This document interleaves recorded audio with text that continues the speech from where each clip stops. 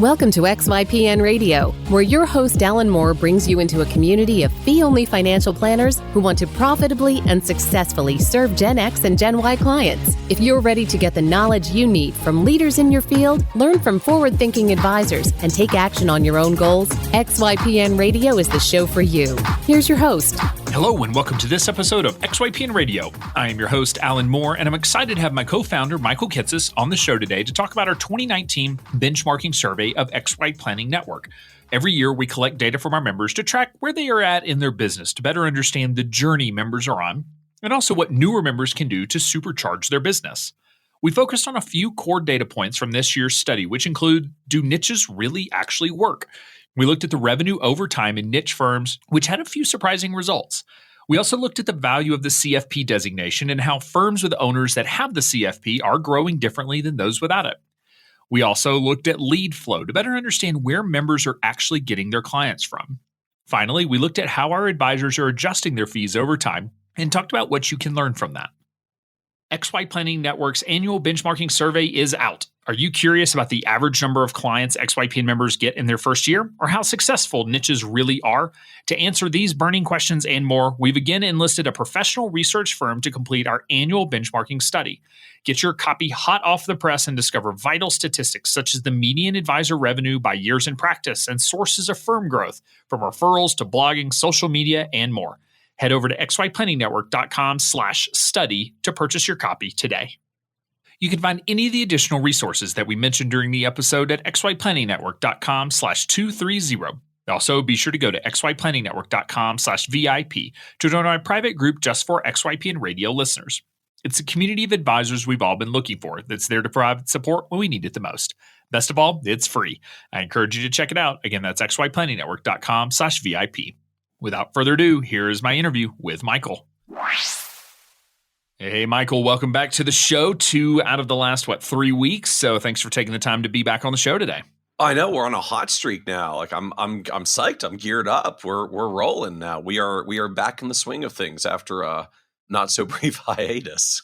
Yeah, and now we both go on hiatus since I will be going on sabbatical. For when this recording goes live, it'll be like 4 days later. I will be disappearing for 6 weeks. So you'll be hearing from another team member here starting next week. So definitely, for listeners out there, definitely tune in. So we have another team member who's going to be taking over about the next 10 episodes because I'm going to be gone for it's right at about 6 weeks. And then when I come back, in order to start recording and actually get them done and published, it'll be at least 10 weeks. So yeah, tune in and let us know what you think. Feel free to email in or post in the VIP group compliments or other ideas so that we know where we're going to take this thing, because this may be a good opportunity for us to sort of evolve the podcast. We haven't done much different with it in the 5 years that we've been rolling, so may change some things up going forward.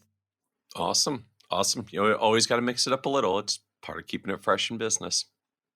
So today's topic is we're going to be talking about our third annual benchmarking survey. So starting 3 years ago now, we decided that we would employ or contract with an outside firm to be able to come in and basically do a benchmarking survey of our members.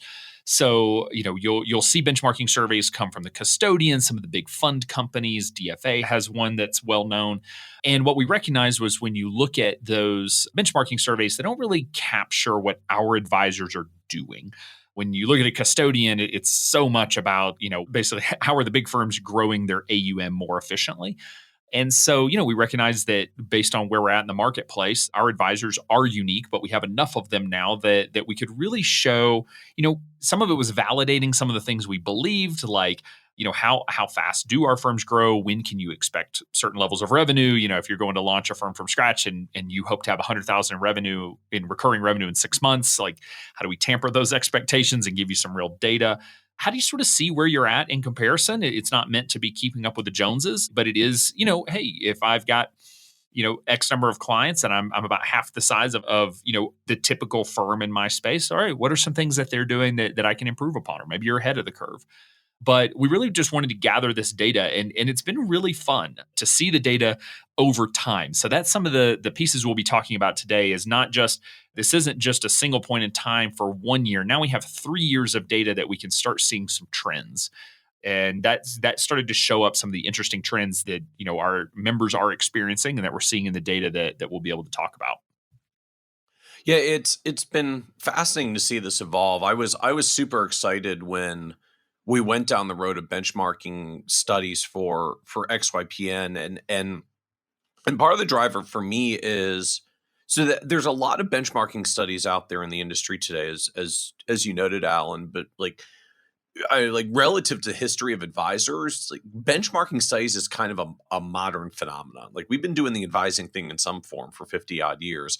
And benchmarking studies in our industry really only came out about 20 years ago when folks like Mark Tibergien started doing them in the very late 1990s as a way to look at this emerging new thing that no one had ever really seen before, where advisors were leaving their broker dealers and making this thing called a registered investment advisor and starting to run their own businesses. And no one had ever really tracked how these advisor businesses worked before, because prior to that, it was just all about, what's your production as a rep, which was basically code for how much stuff did you sell.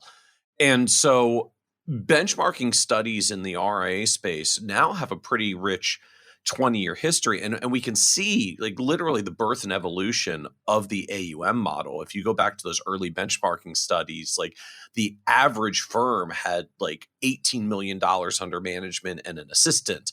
And now we see the firms with hundreds of millions of dollars and some with billions of dollars, and all these different side stages that have emerged. I looked at it as we were really starting to get momentum with XYPN Network a couple of years ago, and all these members doing these monthly subscription models and different kind of fee for service offerings. As I looked at it, like we got to start tracking this and getting some data, because we're witnessing the birth of a new model here that maybe the thing that carries us forward for the next 20 years. And like, we have this opportunity to be at ground zero and document like how this whole thing gets born and evolved and works and succeeds. And so it's been really cool, as you said, to look now at 3 years of sequential data and you kind of seeing stuff that we'd hypothesized that seems to be working, getting traction, stuff that we'd guessed that isn't quite working out as well or isn't working as expected. And so it's just it's fascinating to see it playing out. So all of the graphs that we will talk about today, we will put in the show notes. So you'll need to go to the link mentioned in the intro to get to the show notes so you can see some of these graphs. If you're a member, then you've got access to the benchmarking survey.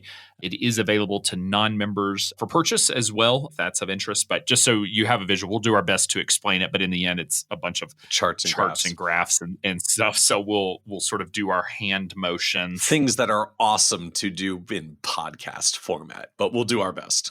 So the first set of data that I want to focus on is the niche.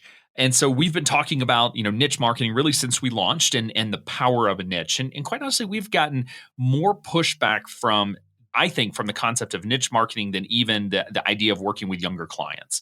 Yeah, I sort of thought that was going to be our big battle was, no, you can profitably, serve younger clients. And we certainly get plenty of pushback about that, or people just thinking we're crazy. The niche thing, though, is one that people just vehemently disagree with. And there are a couple of reasons. Sometimes it's just saying like, look, I can't build a business on a niche. I just don't believe you. Other times it's more, hey, I don't want to serve a niche. I want to make myself available to different types of people. I'm afraid I'll get bored if I'm always working with the same client. And that's a little different. But for those who are out there that are saying like, I don't believe niches work, we have a little bit of validation for you and then a whole lot of data to push back on. So the first little bit of validation is about the first year in business, and do niches work in year one?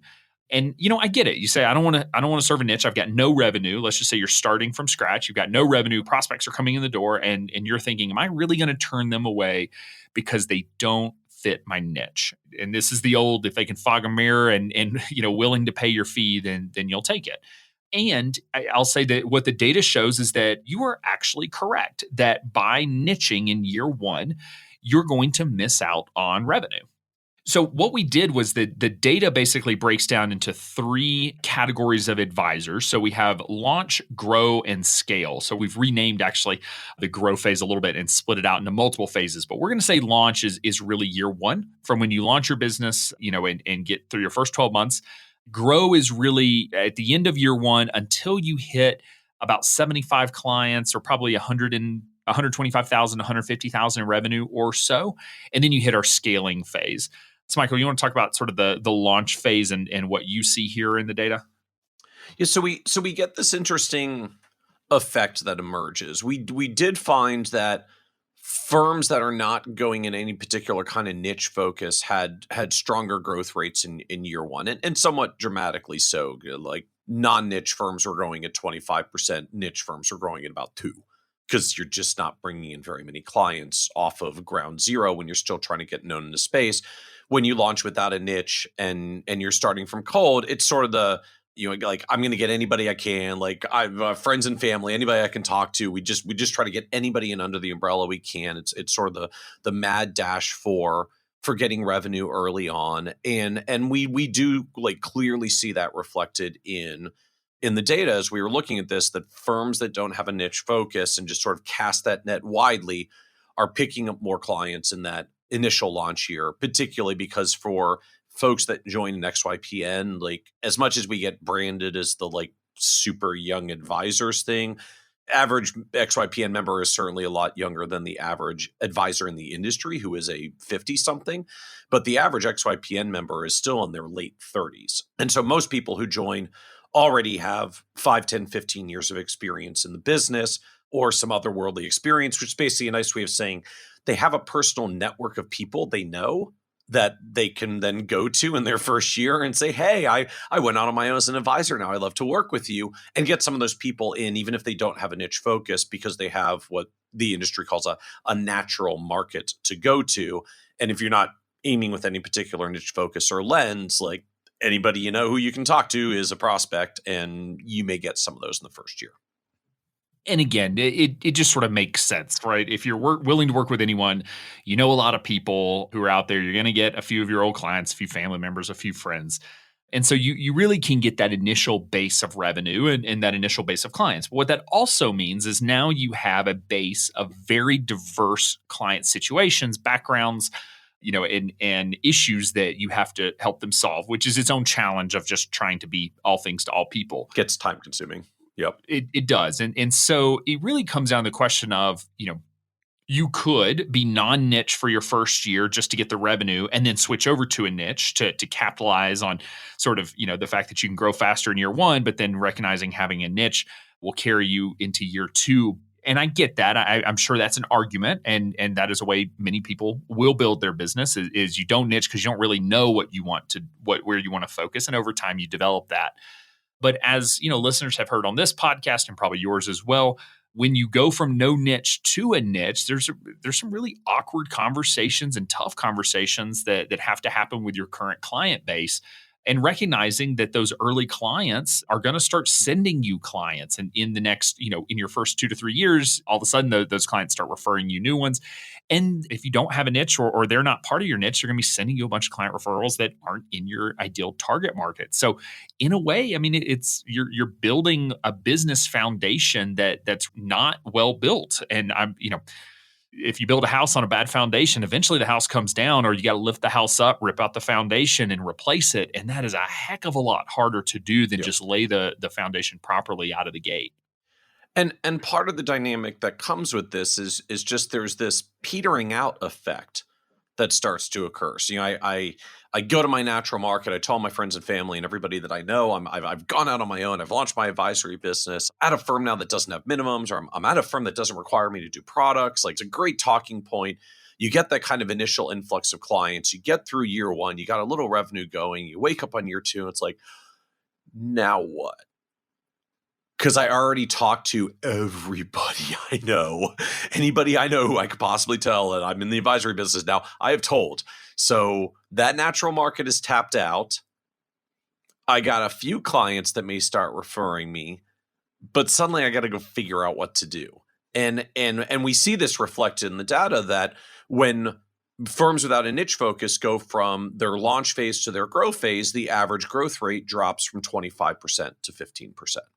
Like, it starts to peter out a little. The denominator is bigger because you've got more clients now that you're trying to sustain growth on, even though you've got some who can give you referrals, and you've worked through that initial burst of your natural market. And so the growth rates start to slow. Like already, we see it very clearly in the data. Average launch firm is growing at 25% a year. Average growth stage firms, so like they got through the initial year or two, they've got to 20 plus clients. They're trying to now just grow their way up to 75 clients. The growth rates slow down because they don't really have a focus now. You're just sort of casting this really broad net. Hey, maybe I'll go to this networking meeting, or maybe I'll go to that networking meeting, or like maybe I'll do a little blogging, or maybe I'll get more active on social media. We just start casting the net more and more widely all over the place, trying to figure out, okay, well, where does the next client come from?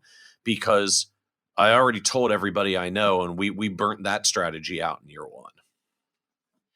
Yeah, people love to ask the question of, oh, should I be on social media or should I be on Instagram?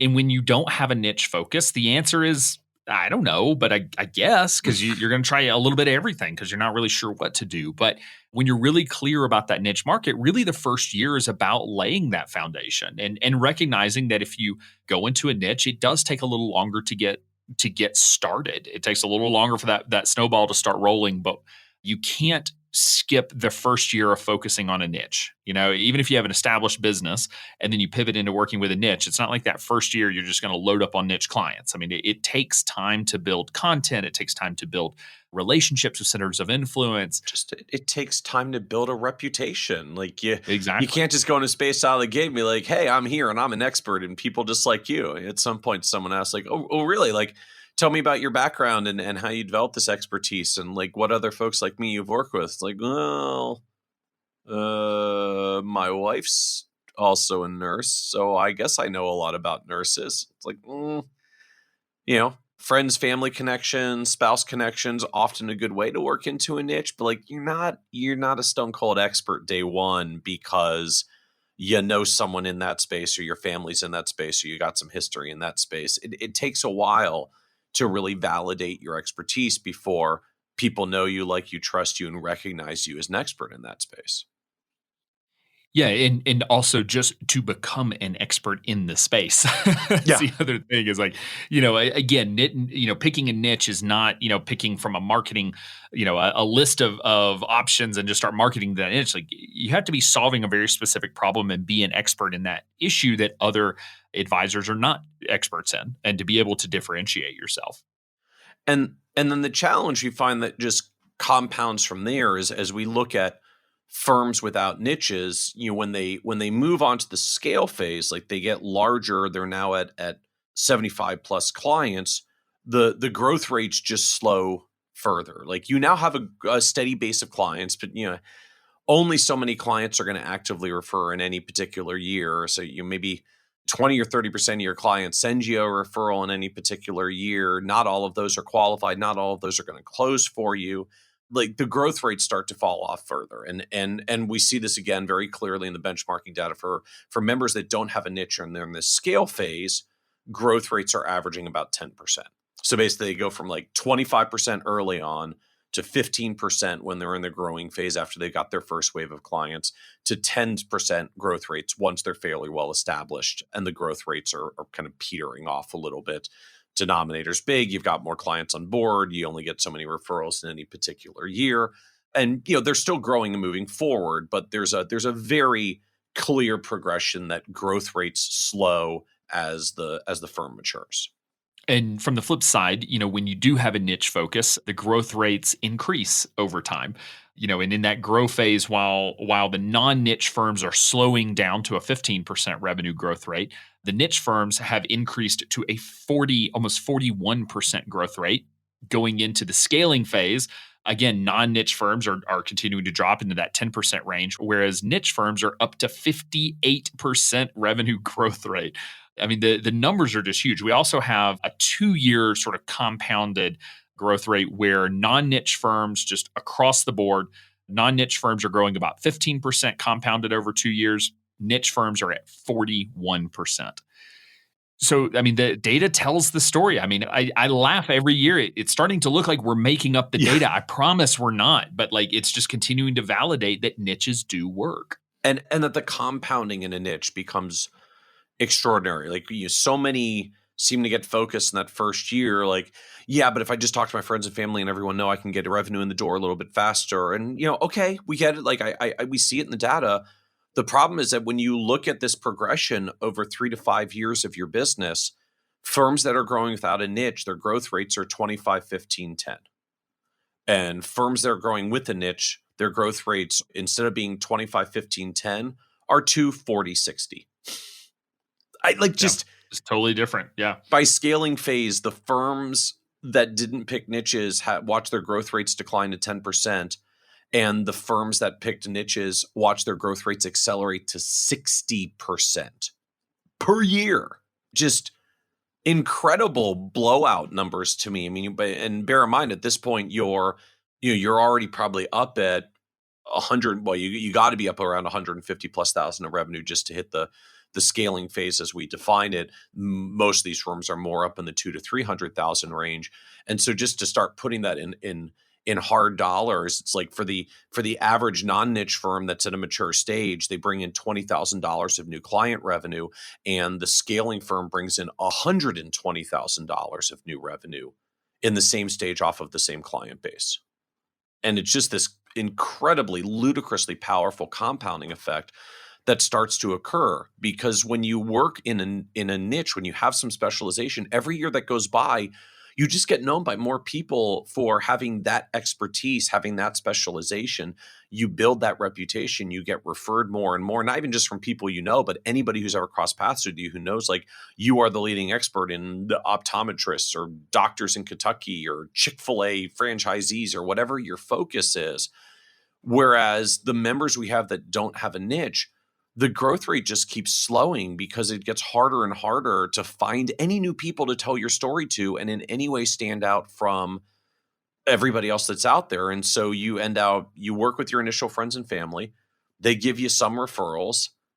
And once that starts to slow and peter out, your growth rates just start falling lower and lower and lower. And it gets really hard to sustain the growth because you can't find more new people to talk to because you already talked to everybody you knew. So one thing that is fair to say is that there are different types of firms in the scaling phase. So when you look at launch and grow, that's a pretty homogenous group in each of those. And once you hit scaling, we've started differentiating between sort of the three groups in the scaling phase, which really comes down to what type of business are you trying to build? The way that we work this, if you were at our conference this year, you saw this roll out, but the scaling phase does break down now into enterprise. I'm trying to build a really big business. We have boutique, where I'm trying to be sort of a small giant that's probably 5 to 20 advisors, somewhere in that range, where you're building a business, but you're not trying to build a huge business. And then we have sort of that solo practice that I want to be solo. I want to be a solopreneur. I don't want to have employees. We will see a difference in the data next year because we didn't have that differentiation when we were running the benchmarking survey this year. We will have that differentiation between those three groups so that you can sort of see, because I would anticipate growth rates inside that solo practice will be much lower simply because you're not trying to grow as much. At some point, right. At some point when you're a solopreneur and your goal is not necessarily grow a huge multi-advisor thing, because you got to manage those people.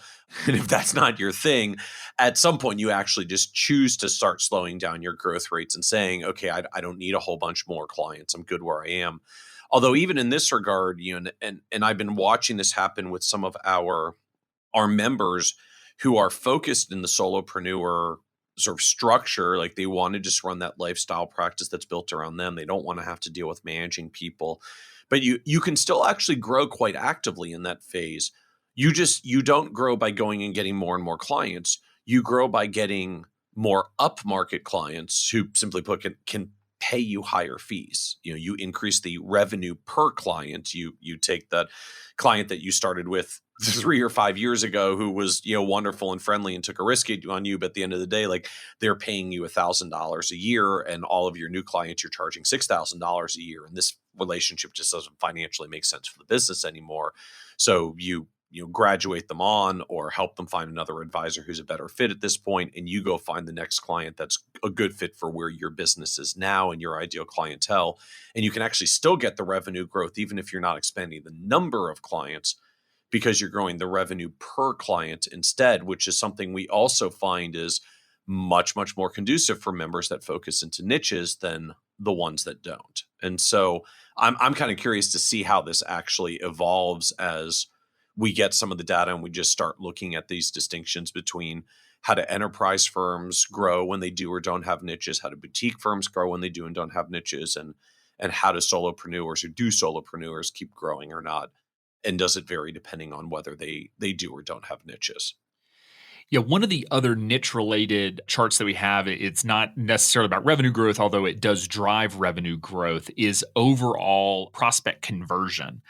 So this was really interesting data as well that shows 2016, 17, and 18, and basically what percentage of the advisors' clients are in a niche, as well as then what percentage of prospects are converting.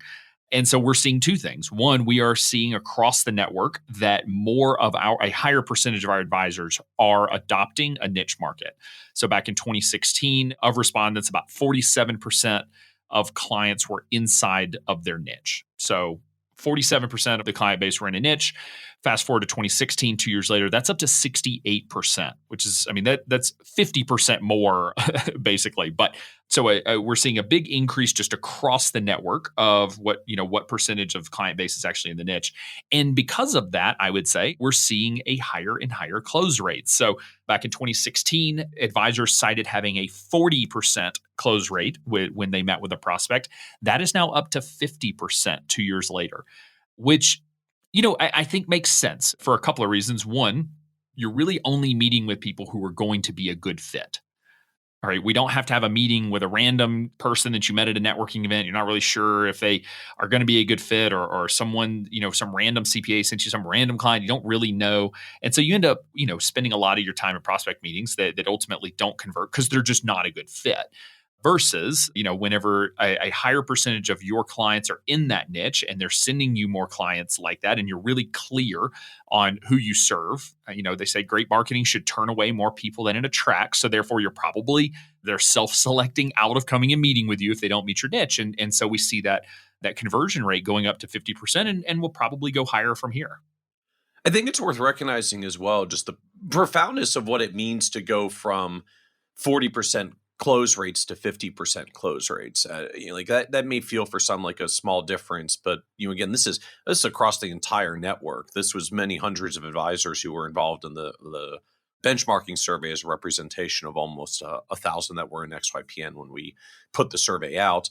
And like if you just start boiling this down to hard dollars, like a lot of our firms we see once they're in a mature phase, like they're getting a couple of prospects every month that are coming in. So you might end out with 30, 40, 50 prospects that you talk to throughout the year. And so when you move up 10% in close rates because you've got a more focused offering and value proposition, you're connecting with these folks better.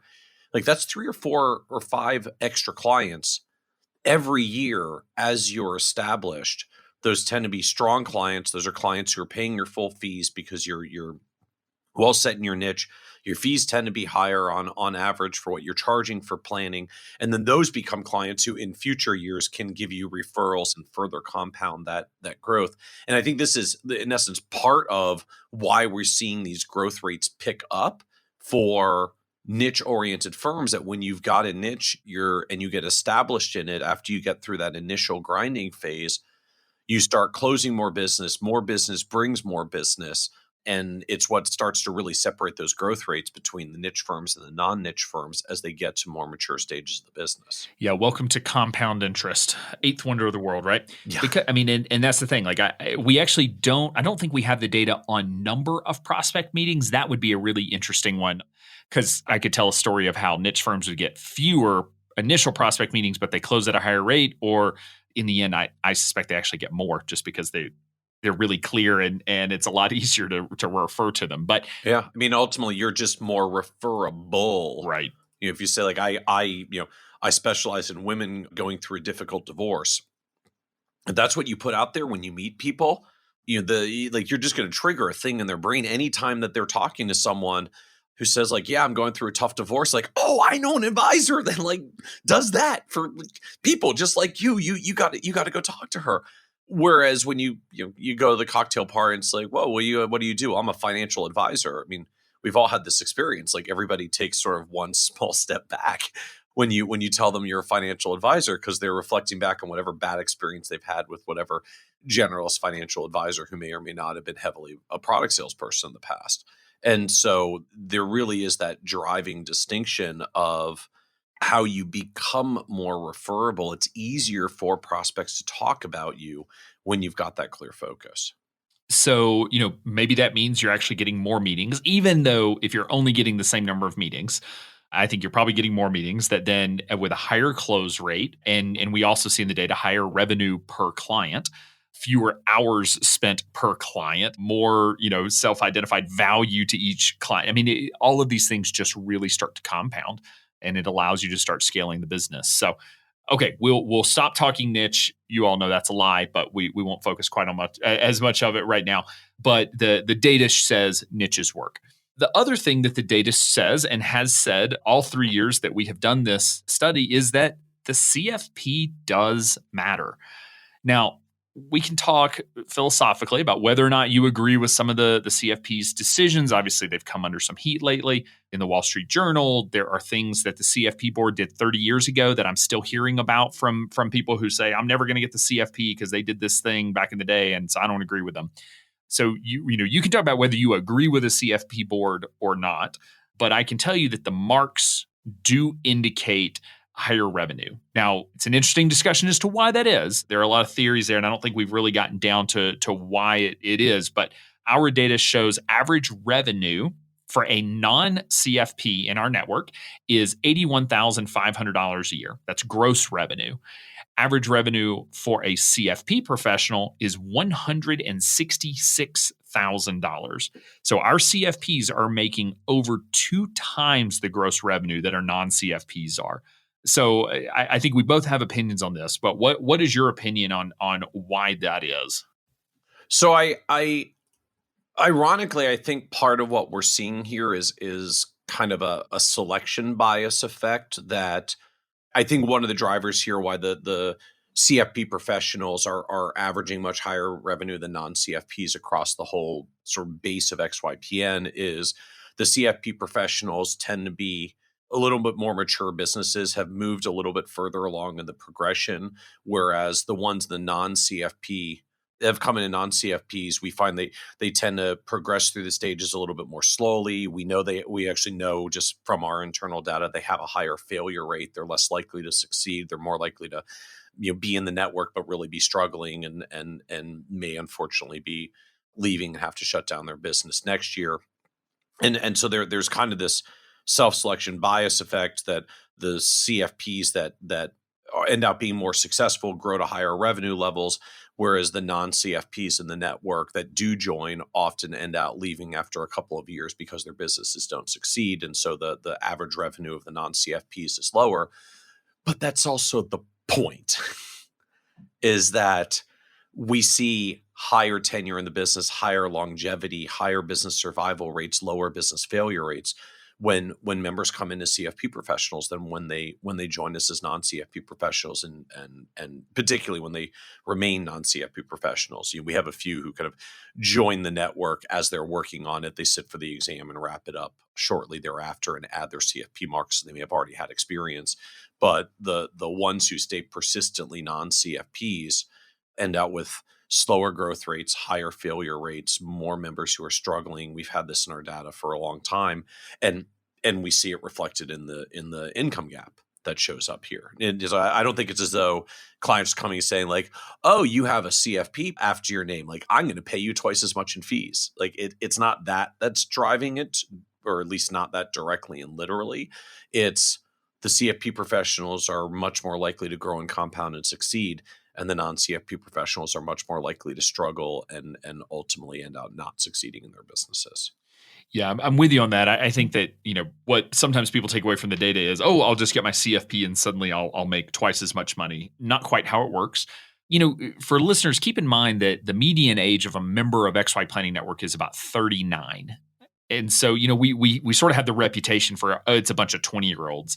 I think we have like a dozen people in their 20s at this point. I mean, we have 1,050, 1,060 members at this point. Only maybe 10 to 20 are actually in their 20s. Most of our members are in their 30s or 40s because in the end, starting a business is hard. And doing so when you are young and inexperienced and have no revenue and have no other income or savings is just a really hard road. I haven't looked at the data recently to look, but I suspect the failure rate or the member leaving rate for people in their 20s is significantly higher for all of those reasons and more. And so the CFP is not it's not a magic sauce. Go get the CFP and suddenly clients will flood you. However, there are some, to your point, there's benefits of just over time you with the confidence and being able to sign up more clients. You do have more longevity. There is the added benefit of the fact that you get to be listed in some certain places, like on NAPFA's website, on XYPN's Find an Advisor profile. FPA has one as well. CFP board has one. Different ones drive different amounts of clients depending on where you live. So some folks get a client a week from NAPFA. Others haven't gotten one in a year. So it just, that is what it is. But it sort of all wraps together. So I think the point that I'm trying to make here is it's not necessarily causation, maybe a little bit of correlation here, maybe a little bit of both, if we're being honest. But do understand that the CFP does matter. And it's indicative that we're seeing of the overall success rate of our firms. And I think there is an effect that's starting to emerge of just consumer awareness of the CFP marks in the marketplace. And if you look at even some of the data that just CFP board does to track this, granted they have a bit of a bias in that they want to show well, but they, to their credit, like they actually hire third party market research firms to do these studies and track them, because it's part of what they use to actually figure out if they should keep doing their public awareness campaign and all the extra money they charge all of us to do their public awareness campaign. And their data is clearly showing every year this ongoing lift in awareness of CFP certification. I think it just adds the fact that the media certainly become very aware of CFP certification, the significance of it.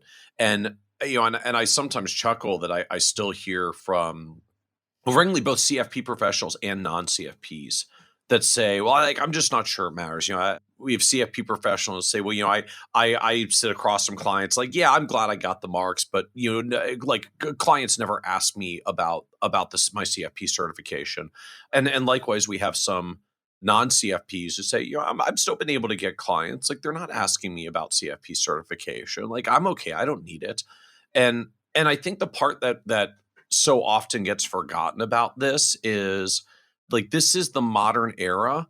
We have websites, which means if a prospect cared that you have, whether you have CFP certification, they don't ask you when they meet with you. They look at your website, and if they don't like what they see, you just don't get a call.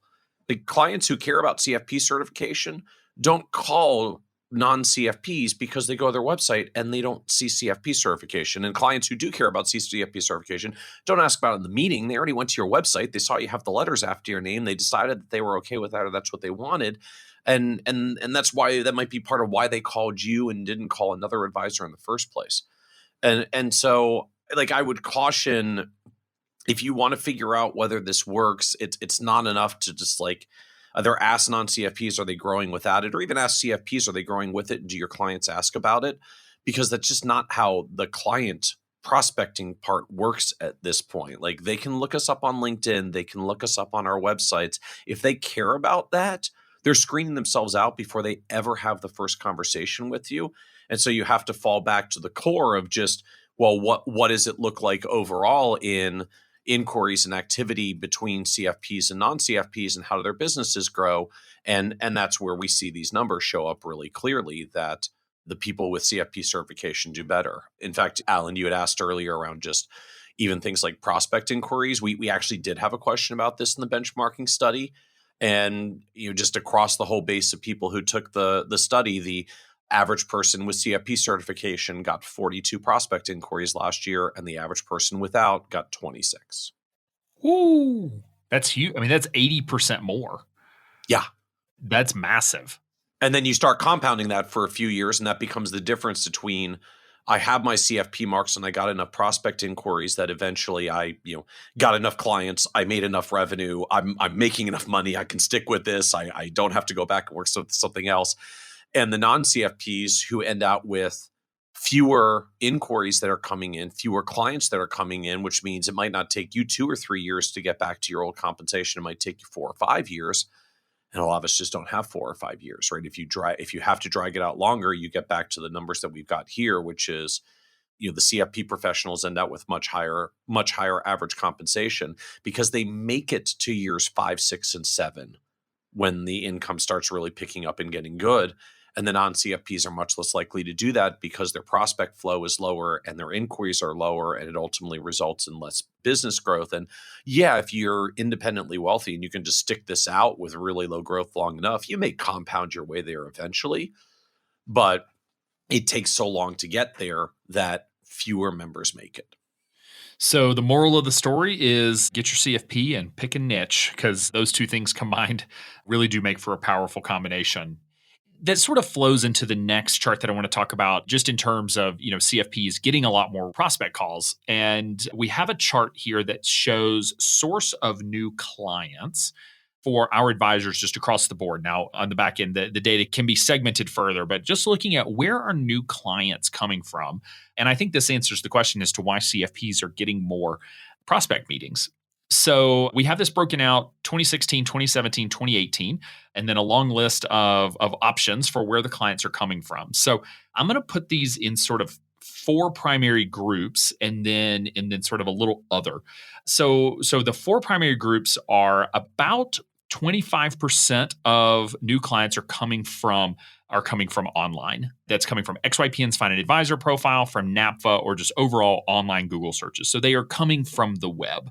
Now, to be fair, some clients hear about you at a networking event, then they go to your website. So it's not to say that only 25% of people ever find you that way, but 25% of people, their initial interaction with you is coming from your website. About 25%, that interaction is coming from networking or just overall general business development, or said another way, prospecting. So 25% are coming in from prospecting. Just under 25%, about 22%, are referrals from existing clients. A little less than that is referrals from centers of influence, and then a bucket of other that makes up maybe 7 to 8%.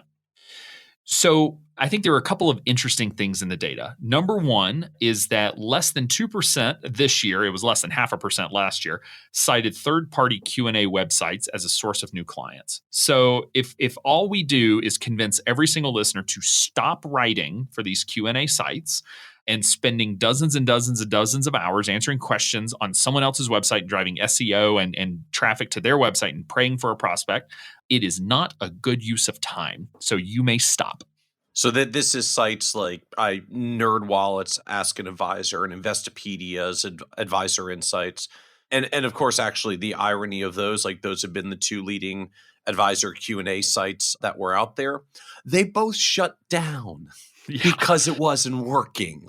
Even they shut down because it wasn't working. The advisors that have been writing for NerdWallet, they just lost control of their stuff and it went away. Investopedia, at least, I'll give them credit for making all the content available to advisors that they could draw it back out and try to repurpose it somewhere else, because Investopedia was going to shut down the system and then start kind of consolidating and taking down a bunch of old answers and content. But this stuff just doesn't work. It just doesn't work. And it I know for a lot of members that have done this, it feels good. I'm on the internet, I'm typing things. It seems like people are responding. I'm showing up on the internet and being my digital self.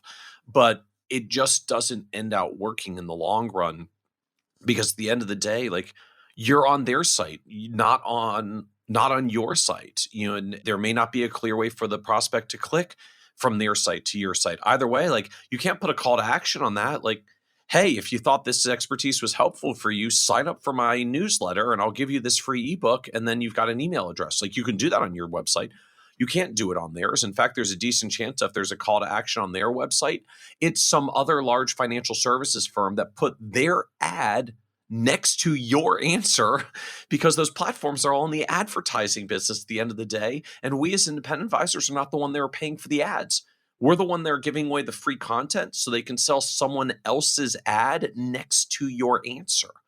And so ironically, this problem may slightly self-correct because these platforms keep not succeeding and literally shutting down their advisor Q&A area.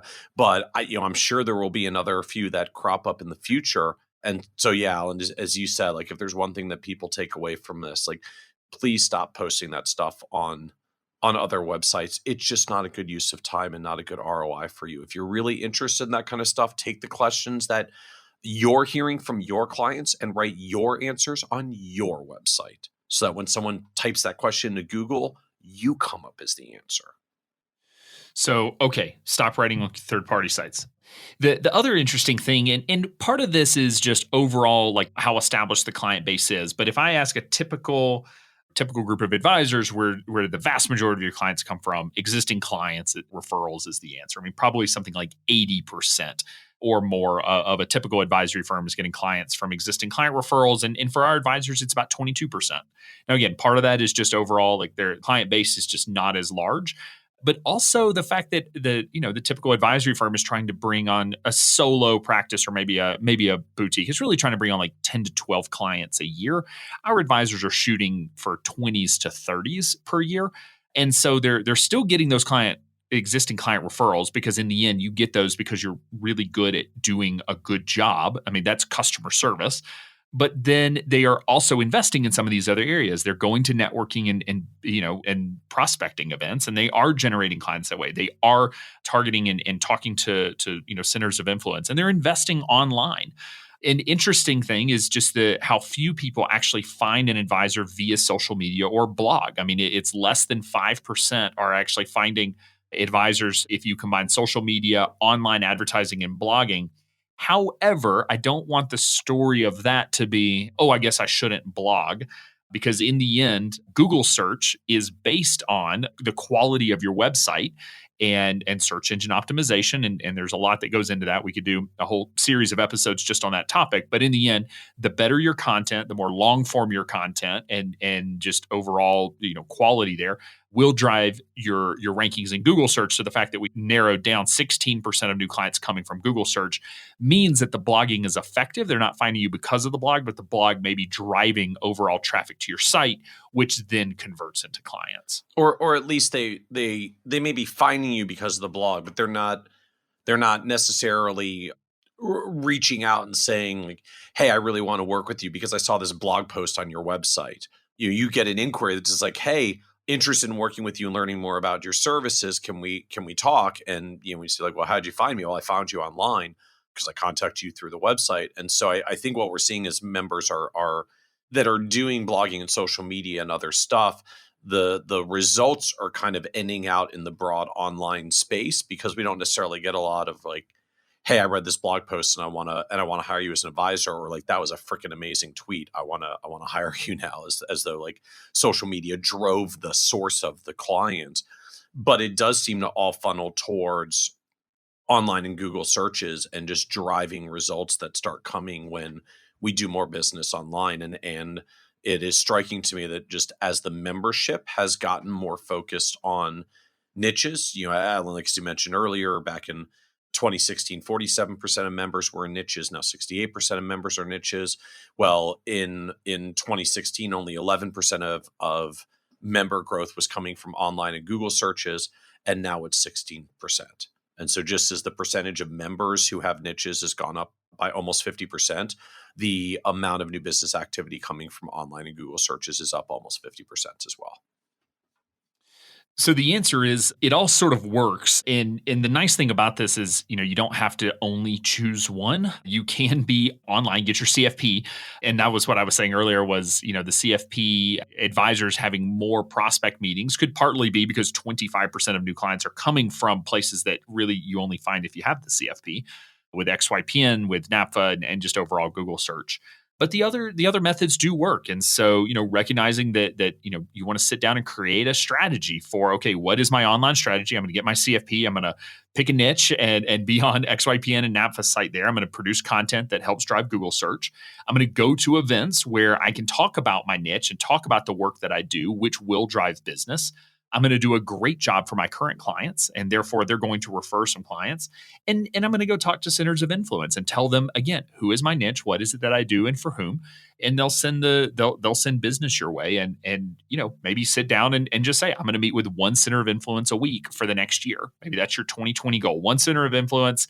I'm going to go to one networking prospecting event, every 2 weeks or every 3 weeks, something like that. whatever that sort of rhythm works for you, and just how busy you are, how big the business is, how many clients you have. But, be sure to work those things into your overall marketing and sales strategy. Absolutely. All right. Well, the last chart that we're going to talk about is something that if you have listened to previous episodes, you have heard this before, but now we have a little bit more data around it. And that is the advisors that are raising or lowering their fees. So when we did our first benchmarking survey, we asked the question of, have you raised fees, in the last 12 months? And we had a very clear, definitive answer of yes, 100% of our advisors had raised their fees in the last 12 months. And anytime you see 100%, you just assume there's something wrong in the data, because that almost never happens. But it was true. So in the end, all of our advisors were raising their fees, which, comes from a few different sources, which we can talk about and what we're seeing there. But this year, what we did was we opened that up and basically said, have you increased, decreased, or no change to your just standalone one-time engagement fees? So this is really project work, one-time plans, that sort of thing. And then we asked that about retainer fees. So your ongoing fees, have you increased them, decreased them, or no change?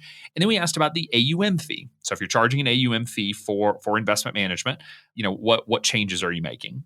And the overall answer is yes, we are raising fees. So 74% of advisors increased their standalone engagement fee last year versus 8% that lowered. So 74% increased it, 8% decreased it, and therefore 18% didn't make a change. With the ongoing planning fees, 79% increased, 3% decreased.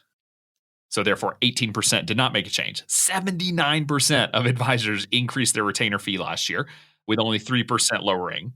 And then even with AUM fees, which is also interesting because we talked a lot of conversation right now in the industry media about fee compression, is that 30% of our advisors increased their AUM fees, but 20% did decrease them. So, 50% did not make a change, but a lot more are actually decreasing that AUM fee and maybe feeling some pressure from fee compression. However, 30% of our members are clearly not, because they actually increased their fees. Yeah, I mean, it is striking to me, notwithstanding all the discussion around fee compression, that even on the AUM side, advisors were more likely to raise their AUM fees than lower their AUM fees. And frankly, I suspect that even this data is a little bit distorted, because I know what happens for a number of our members that run blended models.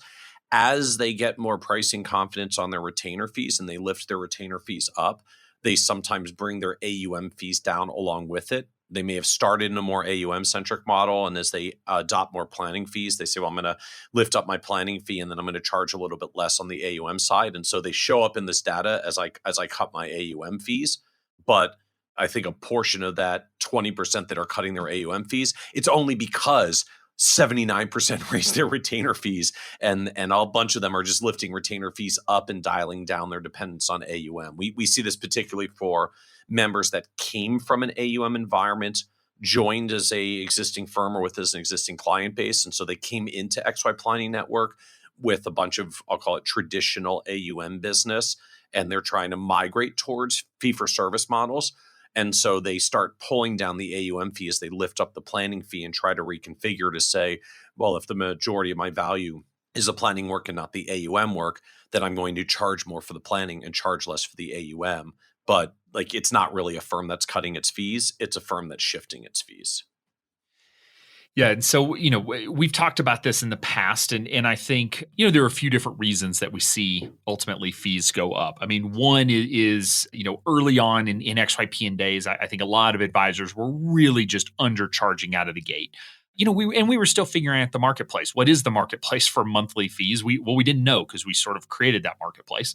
And what we're learning, and based on some data that you published on some research that you had done through the Kitces.com platform, was that, in the end, advisors are charging somewhere around 2% of actual income for planning fees, or somewhere in that neighborhood. We used to say 1% to 2%. And so now we're starting to say, hey, you can get a little closer to that 2%, which is a lot easier if you have a niche market. If you have a target market, it's a lot easier to say what their typical income is, and therefore what fees should you charge. So I do think we had folks chronically undercharging out of the gate because it was a new model. We also see that advisors do gain confidence and start to move up market over time. especially for that solo practice starts to fill up, as you mentioned earlier. It's a little easier when you have, 50 to 60 clients and you're making a healthy revenue. Just start saying, okay, well, I'm going to bump my minimum fee up a little bit and keep bumping it up and keep bumping it up so that you're just working with clients who are able to pay you more over time. And then also sort of the third component of that is you're providing potentially more value over time. When you're first starting out, you don't really know your process. You're not sure of your niche and I'll say hacking at it a little bit. And as you define that process, as you become more efficient, as you become more of an expert, you are able to provide more value and therefore start working with a little bit higher paying clients, if you will. Yeah, it's striking just to see how this plays out and the way it compounds. We actually also did update that statistic on, like, for all of our long tenured members, have you raised your fees? And we did actually find that 100% rate did break this year. Now only 88% of our long-term members have increased their fees since they joined. So I think there's some subset now that maybe have heard prior episodes like this and priced a little bit more confidently out of the gate and started out a little bit higher.